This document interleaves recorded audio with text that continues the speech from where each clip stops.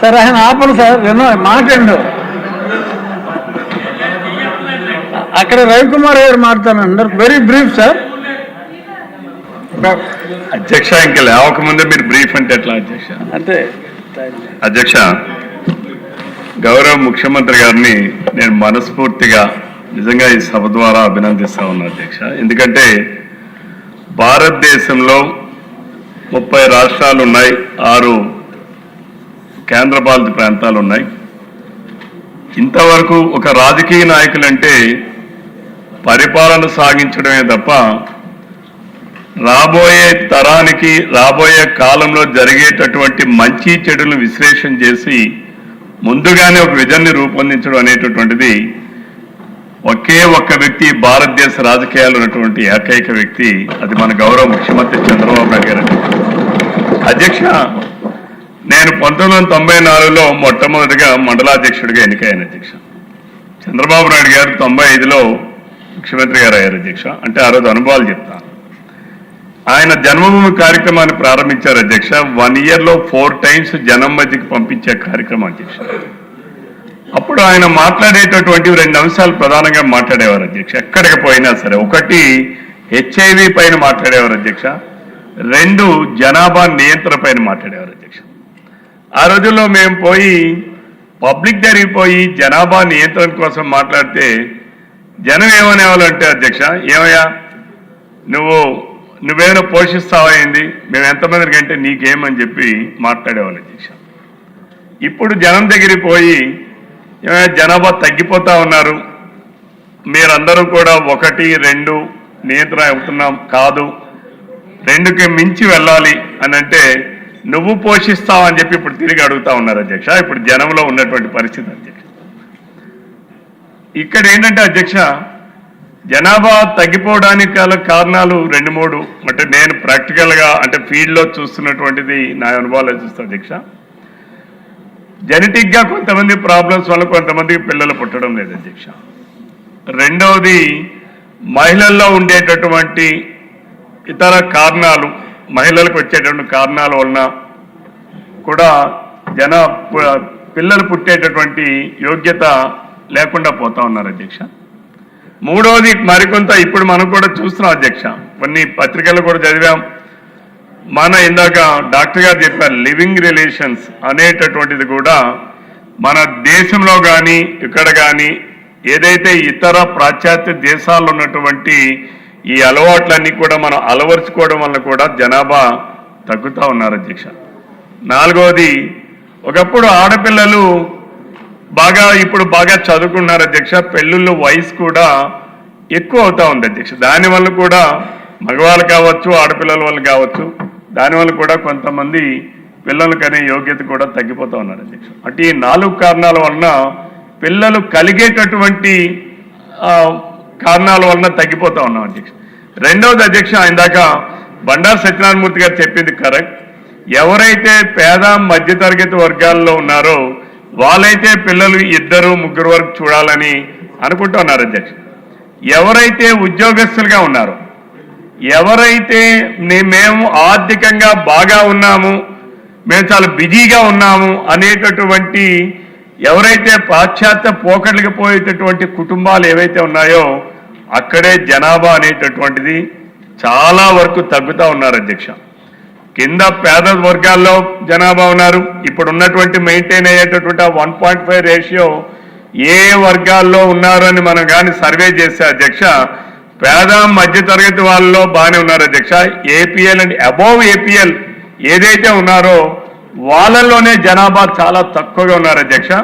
మూడోది ఎంప్లాయీస్, ఎవరైతే ఉద్యోగస్తులు 2 ఈరోజు ఐటీ ఉద్యోగాలు వచ్చిన తర్వాత, సాఫ్ట్వేర్ రంగం డెవలప్ అయిన తర్వాత ఉద్యోగాలు స్త్రీ పురుషులు ఎక్కువగా చేస్తున్నటువంటి సందర్భంలో అధ్యక్ష, సమయాభావం కావచ్చు, లేకపోతే రేడియేషన్స్ అని అనేక రకాలైనటువంటి చెప్తా ఉన్నారు సైంటిఫిక్గా, వాటన్నిటి రీజన్స్ వల్ల కావచ్చు, సమయం కేటాయించలేకపోవడం కావచ్చు, దానివల్ల కూడా పిల్లల్ని చాలామంది కావాలని కనేటటువంటి పరిస్థితి లేకుండా పోయింది అధ్యక్ష.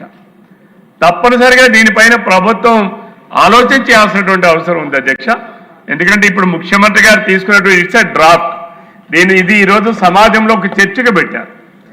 ఈ సభ ద్వారా ఈ రాష్ట్రంలో ఉన్నటువంటి మేధావులు కానీ లేదా ఈ దేశంలో ఉన్నటువంటి ఎంతోమంది మేధావులు కానీ దీనిపైన డ్రాఫ్ట్ పైన చర్చించాలి అధ్యక్ష. వాళ్ళందరూ కూడా చదివి ఇంకా సరైనటువంటి సూచనలు ప్రభుత్వానికి ఇమ్మని మరి గౌరవ ముఖ్యమంత్రి గారు ఈ సభ ద్వారా సమాజాన్ని కోరుతూ ఉన్నారు. ఇది చాలా నేనైతే వెల్కమ్ చేస్తున్నా అధ్యక్ష. దీనిపైన ఇక్కడున్న సభలో సభ్యులు కూడా కూలంకషంగా దీనిపైన చర్చించాల్సినటువంటిది, తెలుసుకోవాల్సినటువంటిది ఇంక చాలా ఉంది అధ్యక్ష.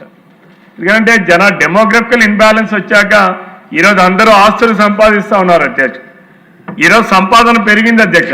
చాలా ఇందాక సోదరిమని చెప్పారు, ఈరోజు ఒకనాడు ప్రభుత్వాలు పథకాలు లేని రోజుల్లో జనాభా విపరీతంగా కన్నారు అధ్యక్ష.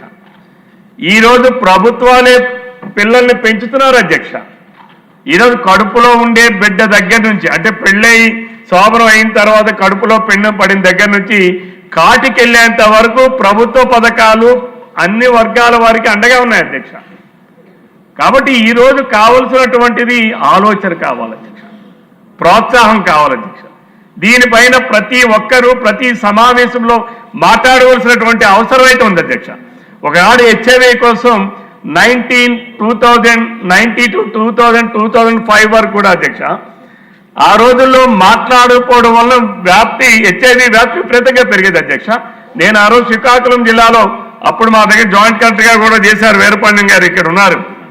ఆ రోజుల్లో ఆ డిస్కషన్లో అధ్యక్ష ఏదైతే నేషనల్ హైవే ఎక్కువ ఉండేటటువంటి ప్రాంతాల్లో ఈ హెచ్ఐవి అనేటువంటి విపరీతంగా వ్యాప్తి చెందేది అధ్యక్ష.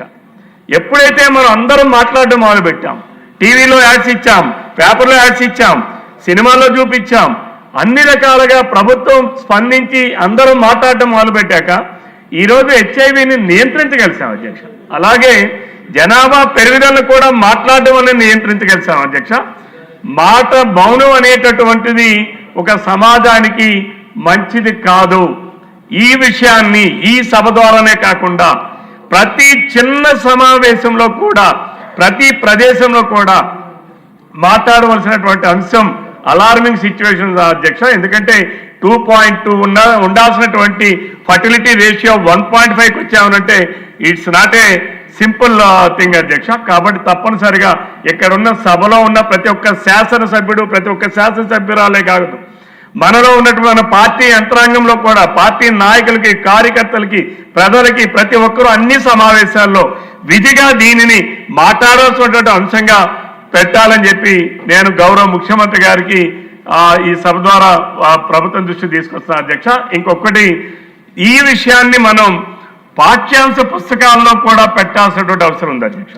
ఎందుకంటే ఇంటర్మీడియట్ లెవెల్ నుంచి అయినా సరే, లేదా ఎక్కడైనా 6th క్లాస్ నుంచి లెవెల్ నుంచి అయినా సరే ఒక పాఠ్యాంశంగా కూడా జనాభా ఎందుకు పెరగాలి, అవసరం ఏంటి, దానివల్ల జనాభా తక్కువైపోతే రాష్ట్రానికి జరిగే ప్రమాదం ఏంటి, దేశానికి జరిగే ప్రమాదం ఏంటి అనేటటువంటిది మనం పాఠ్యాంశంగా కూడా రూపొందించాల్సినటువంటి అవసరం ఉందని ఈ సభ ద్వారా గౌరవ ముఖ్యమంత్రి గారి సూచన చేస్తూ సెలవు తీసుకుంటాను అధ్యక్ష. థ్యాంక్ యూ అధ్యక్ష. థామస్ గారు క్లయింట్స్లో కూడా ఐటీ వాళ్ళు 70% ఉన్నారంటండి, ఆ మధ్యన చెప్తున్నారు. అదే ప్రశాంతి రెడ్డి గారు మాట్లాడుతూ ఉన్నారు.